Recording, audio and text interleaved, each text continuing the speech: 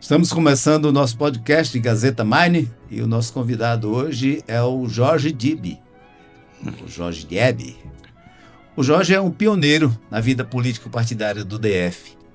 Ele juntou-se a outros personagens do cenário político ainda existente e juntos fizeram o PSDB, Partido da Social Democracia do Brasil. Esse partido é o partido que deu grandes nomes, né? Fernando Henrique Cardoso, José Roberto Arruda, Maria de Lourdes Abadia. Essas pessoas são pessoas que, na memória viva da política no DF. Jorge, muito obrigado por sua presença. Fale um pouco dessa experiência, o começo da vida partidária no DF. Obrigado. Bom dia, Arthur. Eu queria agradecer primeiramente ao Felipe, que é o superintendente dessa estrutura da Gazeta News, e o Felipe, que faz o Léo, que faz parte da parte da estrutura de técnica desse programa. Arthur, obrigado pelo convite. Dentro do que a gente tem de conhecimento, o mínimo que eu posso passar para vocês é aquilo que eu convivi nesses últimos 45 anos dentro do Distrito Federal. Brasília, no início dos anos 90, no final dos anos 80, nós tivemos uma surpresa muito boa em relação a uma nova opção de partido político no Brasil e no Distrito Federal. Eu fui um dos felizardos, que eu posso dizer dessa forma, de fazer parte da fundação desse partido dentro do Distrito Federal, onde nós convivemos com várias pessoas, com várias cabeças. Então, dentro do Distrito Federal, o PSDB ele foi um partido, e hoje ele continua sendo um partido que, na visão política, na visão macro, é um partido que ele foi muito positivo na vida política do Distrito Federal, de Brasília, como capital federal.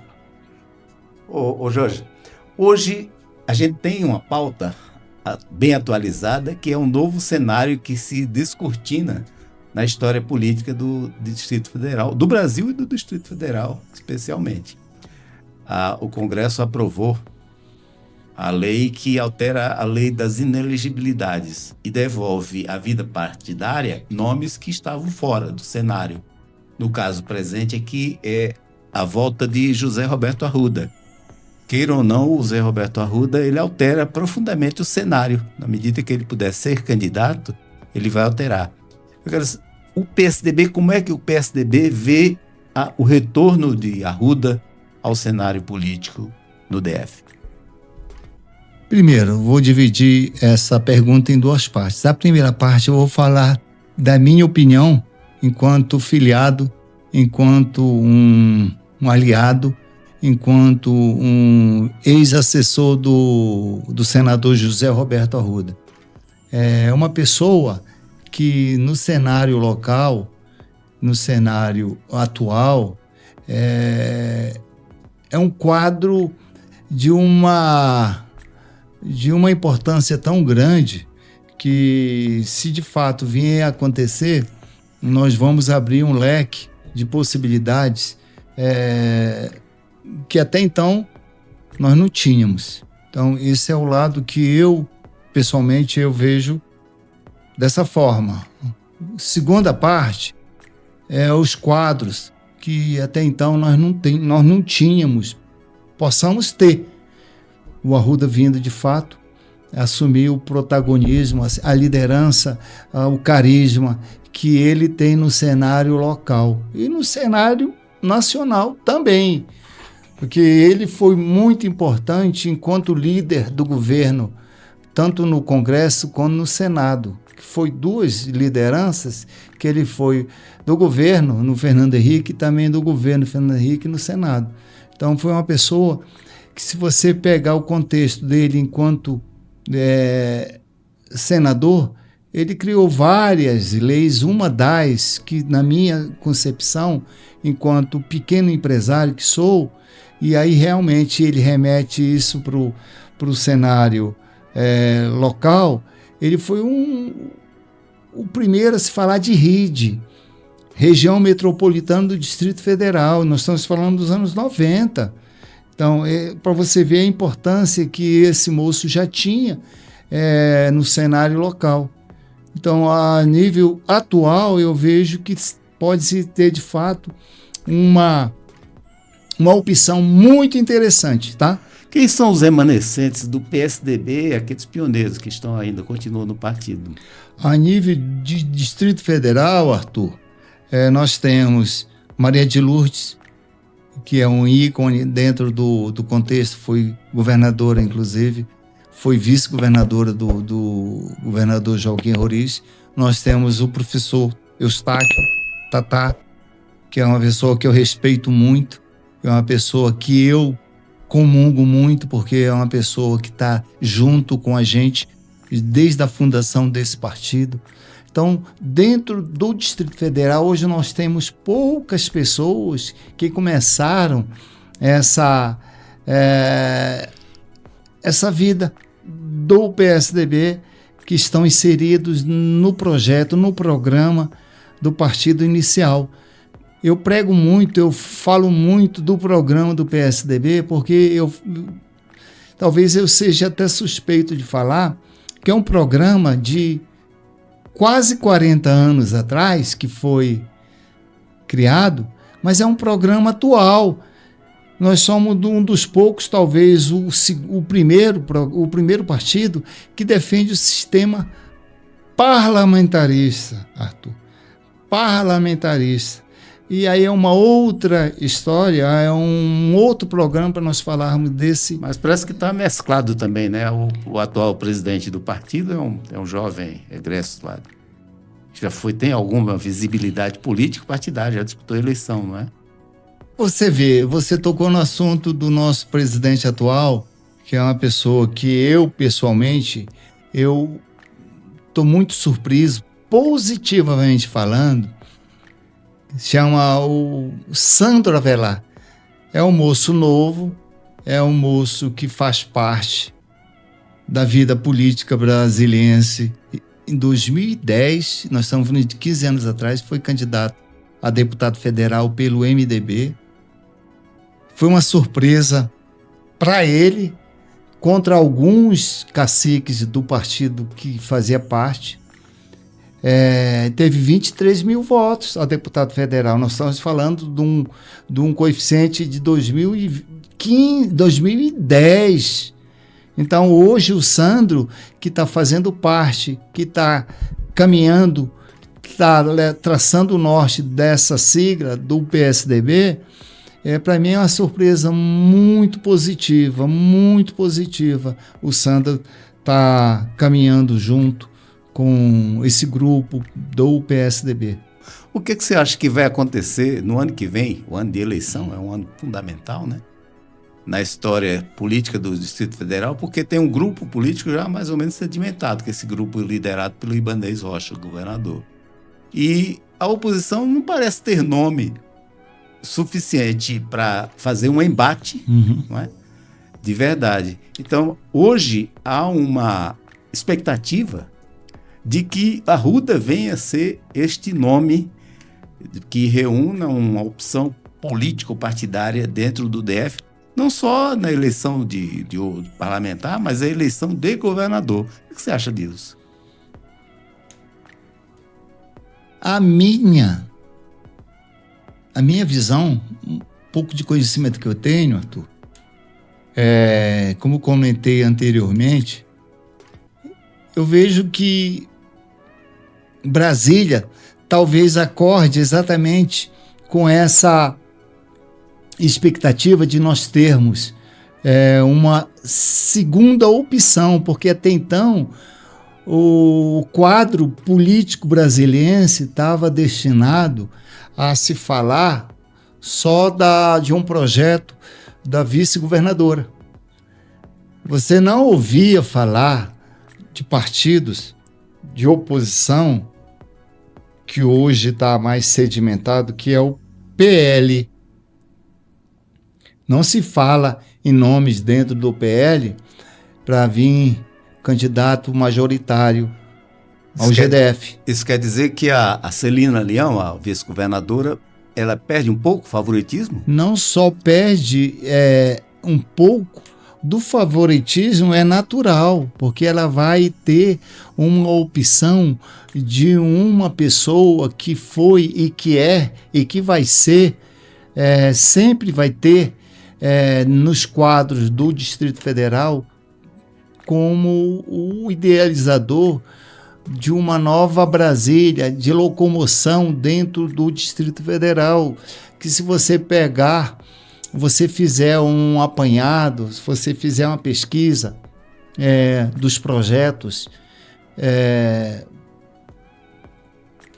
quase de todas as obras que estão hoje sendo concluídas pelo governador atual, a grande maioria das obras, eu não vou colocar totalizando todas elas, mas uma grande parte delas, e aí eu posso citar algumas, por exemplo, como o túnel de Taguatinga, que é um projeto antigo, isso, projeto de José Roberto Arruda.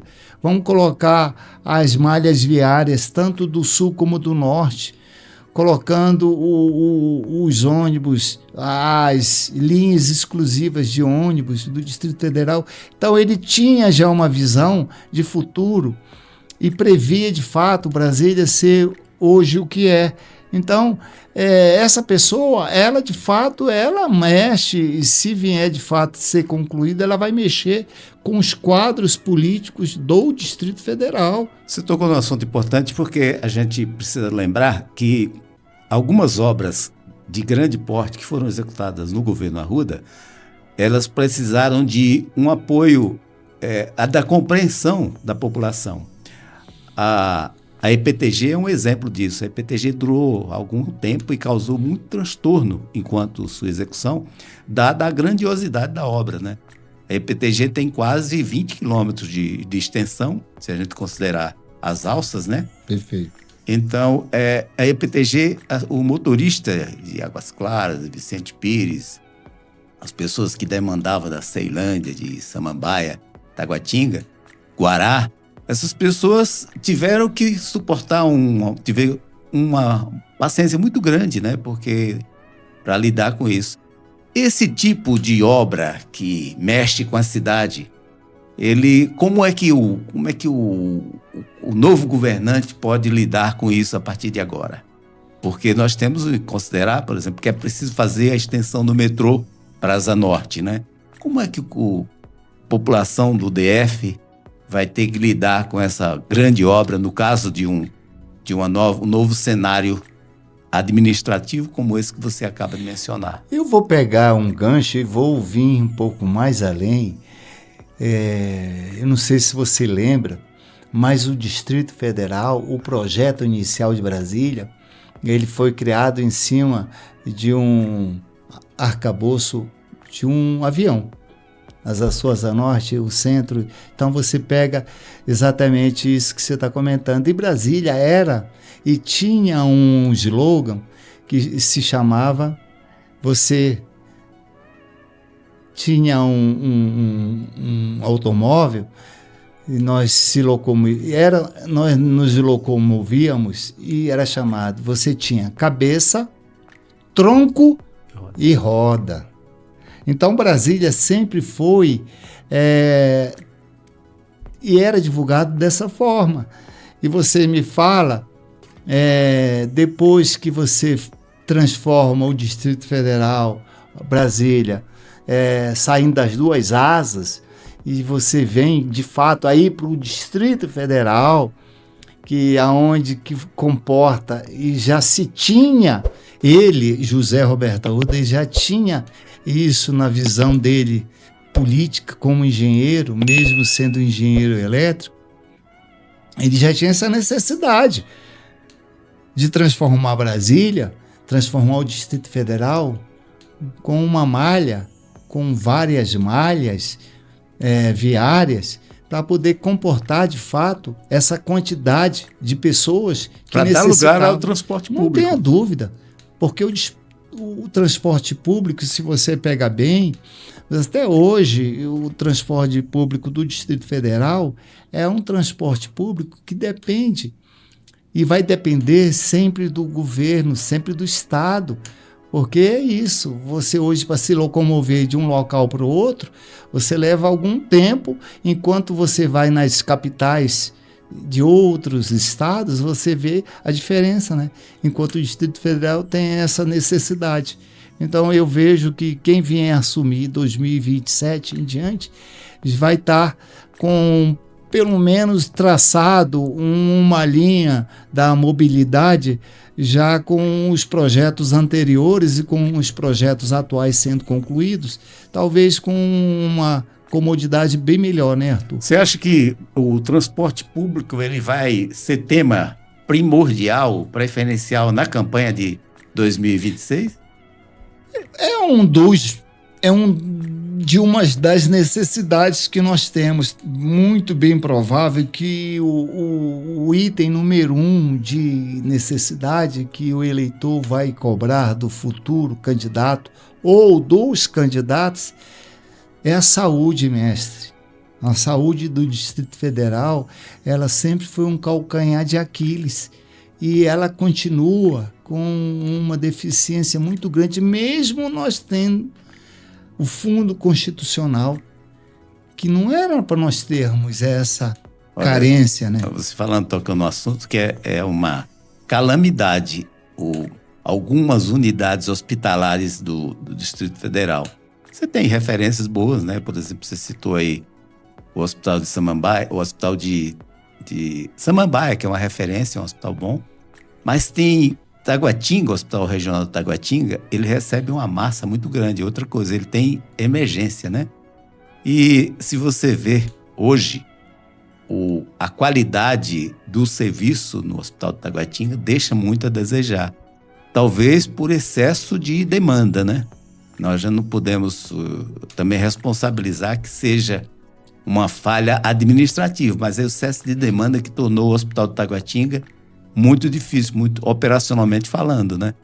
Então, eu acho que é verdade, concordo com você que o tema saúde pública vai vir presente.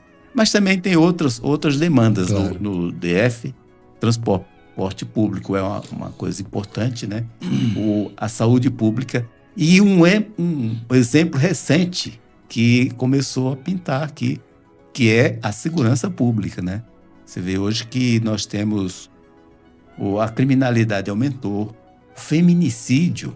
Brasília está sendo ponta no feminicídio. O que você acha disso? Como é que vai vir essa proposta de melhoria da sensação de segurança para o cidadão?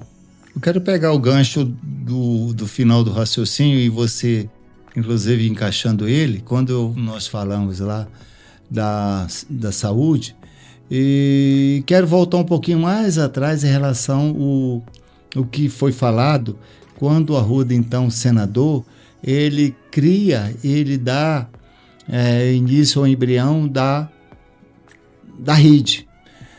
Por quê? Porque já se tinha uma necessidade dessa deficiência de vários, e aí você pega todas as necessidades que nós hoje estamos vivendo, nós já tínhamos essa necessidade. Se você analisar bem, Arthur, nós tínhamos, e era uma pecha, quando você ia nas cidades do entorno do Distrito Federal, as cidades elas tinham um rótulo que chamava cidade dormitório. Por que dormitório? Porque o pai só vê o filho no final de semana. Ele levantava às 4 e voltava às 10. Então, se você pegar os filhos, praticamente eles não viam, não conviviam, não eram educados pelos pais. Não tinha contato. Você falou na RID, região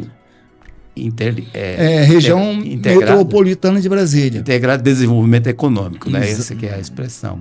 A RID, ela congrega acho que em torno de 16 ou 18...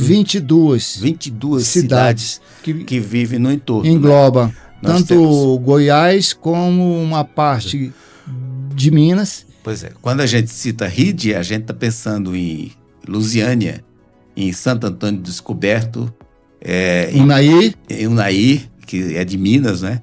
Pois bem, esse conceito de RID realmente foi o Arruda que é o precursor, né? O pioneiro. Foi negociado não só com o governo de Goiás, mas também com o governo de Minas Gerais. Perfeito. Pois bem, o que é que isso implica a nova, por exemplo, a eventual volta do Arruda, a gente já tem que cogitar disso. Ele vai melhorar o sistema de saúde pública dessas cidades? O que é que ele é? O que é que representa? Eu não tenho a menor dúvida se vier acontecer, de fato, e ele vier assumir, eu não tenho dúvida nenhuma que transforma o Distrito Federal, de fato, num projeto, num arcabouço de projeto, sendo concluído a grande maioria das necessidades do Distrito Federal, como todo. Eu não vejo a RID, por ser do embrião, ele ser dos autores desse projeto. Nós estamos falando de uma geração de 25 anos atrás, no mínimo, que já se pensava nessa estrutura para poder se dar de fato ao Distrito Federal, tirar um pouco do peso desse local onde se vive, dando às cidades dessa região metropolitana um pouco de estrutura para que elas possam ou poderiam manter um quadro de indústrias, um quadro dessas necessidades que todas elas vêm se abastecer no Distrito Federal, pudessem ficar nos seus municípios.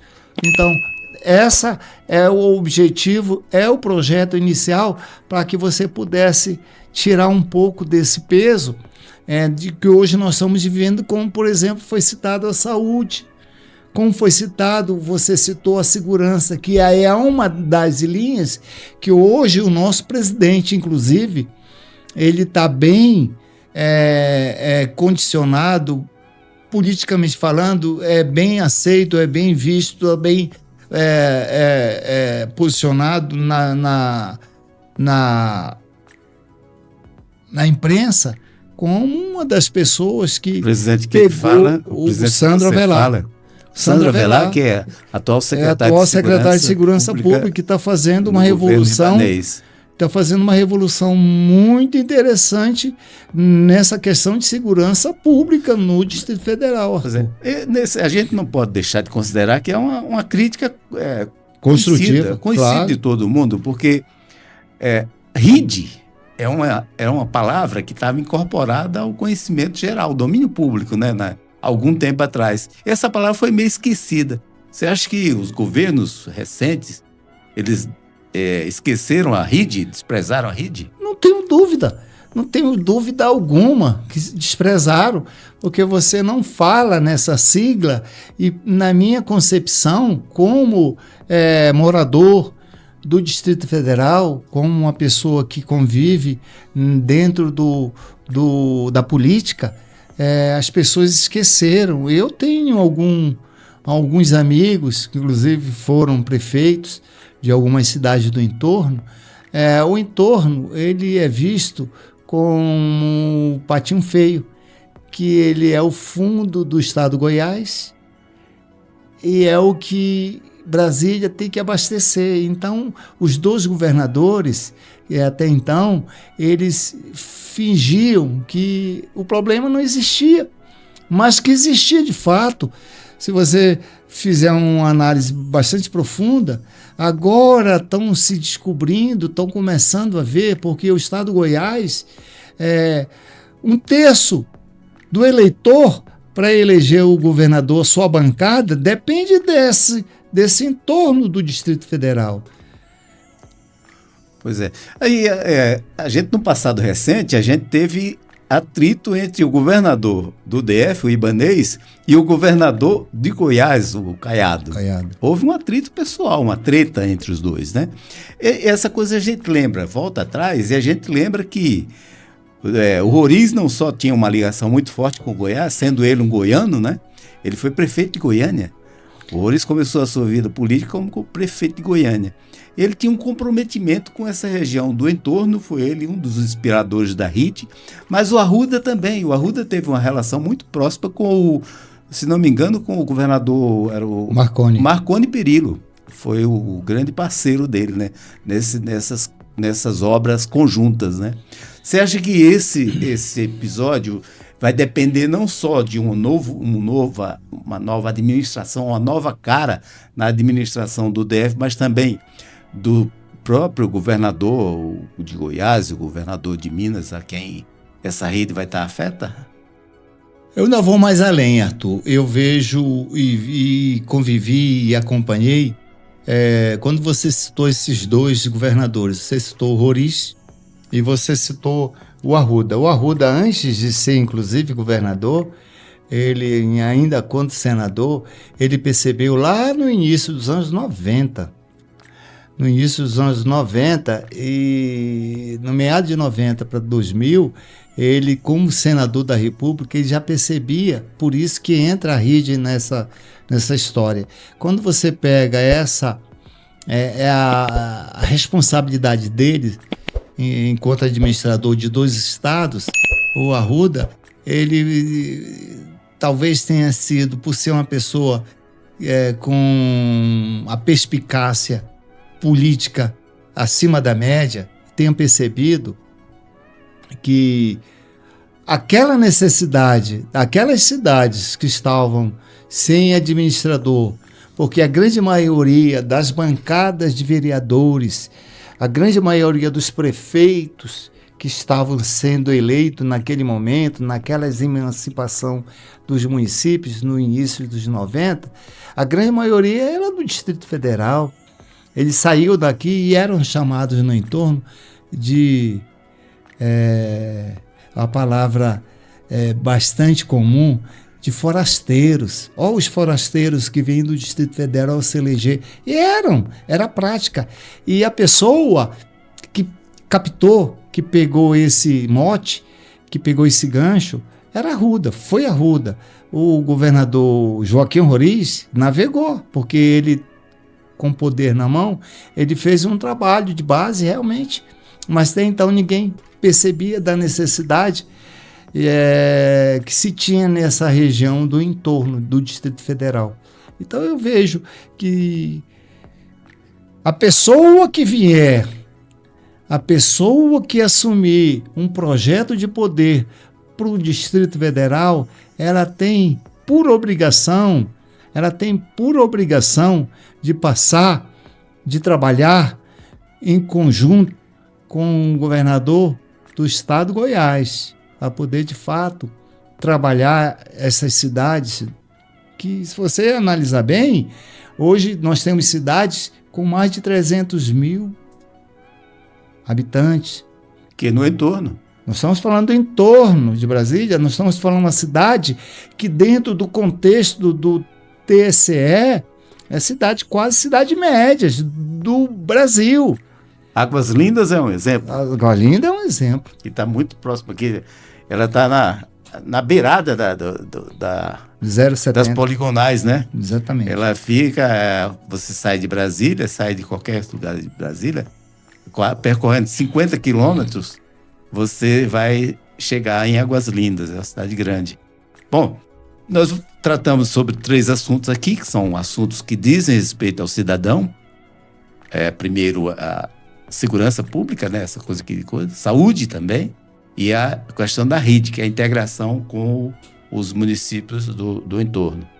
O que é que vai presidir, o que é que vai orientar a campanha de 2026 na sua avaliação? Nós temos, como você falou mesmo, tem uma pessoa que é favorita para disputar a eleição de governador, que é a vice-governadora Celina Leão, mas nós temos um fato novo, que é provavelmente o retorno ao cenário político do Distrito Federal, cenário político partidário que é do Arruda. O que você acha que vai presidir essa disputa? É uma disputa de ideias ou uma disputa que vai trazer de volta aquelas pessoas, as consideradas pessoas que já fizeram parte de novo esquema, de esquemas anteriores de composições políticas do passado? O que você acha que vai orientar a nova disputa do governo do Distrito Federal? O mundo mudou, né, Arthur? O mundo mudou. Hoje você não faz mais uma campanha política com oba-oba, né? Hoje o eleitor, ele está bastante ligado, ele está bastante... Está interagindo mais. Participativo. Então eu vejo, na minha concepção, como um analista, como um observador, como um curioso, uma pessoa que vive politicamente dentro do Distrito Federal, o candidato ao GDF para 2026, ele vai ter um trabalho talvez menos árduo se for uma pessoa voltada para o eleitor, e esse eleitor ele tomar, ele beber, ele comungar com a linha, com a ideia, com um projeto, com um discurso desse candidato, mas sendo um discurso menos trabalhado com o marqueteiro. Seu marqueteiro. Hoje o marqueteiro, dentro de um projeto político, ele não é tão importante como foi anteriormente, e hoje a pessoa que souber conversar com o eleitor, passar para o eleitor aquilo que ele quer, não quer ouvir, ele quer ser convencido através desse seu futuro governante, desse seu futuro representante dentro do Palácio do Buriti. E aí eu vejo, sinceramente falando, eu vejo com um pouquinho de experiência que eu tenho, eu vejo que o Arruda talvez tenha essa capacidade de fazer essa interação com esse eleitor. Não quer dizer que a candidata, que bem provável venha a ser a vice-governadora Celina Leão, não tenha também. Mas a bem da verdade, a Celina Leão também tem uma experiência muito larga, né? Na vida política do Distrito Federal. Ela foi deputada distrital, deputada federal e é vice-governadora. Então ela tem um comprometimento. Acho que vai ser muito interessante, porque pela primeira vez nós vamos ter dois candidatos, provavelmente. Né? Arruda de um lado, Celina Leão do outro, que são pessoas comprometidas com a vida. Eles não vão jogar conversa à toa, né? Conversa fora. Vão ter que se ater aos temas que realmente interessam. Bom, eu fiquei muito satisfeito com esse podcast que nós gravamos com o Jorge Diebe, porque o Jorge, como vocês puderam observar, o Jorge é um analista. Ele é uma pessoa, um pioneiro na vida política partidária. Ele fala de política, mas fala de temas que interessam ao cidadão. Você gostou, Jorge? Nosso podcast? Eu só agradeço ao Felipe, agradeço ao Léo e te agradeço principalmente a você pelo convite. Nós estamos à disposição em relação ao que eu coloquei, o que eu me dispus a falar do fundo do meu coração, é o que eu sinto. É o que eu sinto, tá? Então, dentro do que eu me propus, eu só te agradeço, tá? A gente está abrindo eu também gostei muito, e eu acho que esses assuntos que nós trouxemos aqui, nós discutimos, é um assunto que diz respeito à vida do cidadão, das famílias, das pessoas, dos jovens, né? Principalmente, que estão almejando espaço, não só na vida política, mas também em suas profissões, em suas habilidades. Eu agradeço a você também, a sua presença, e na próxima oportunidade nós estaremos com outros temas e outros convidados que vão enriquecer esse debate. Obrigado. Obrigado, Arthur. Bom dia.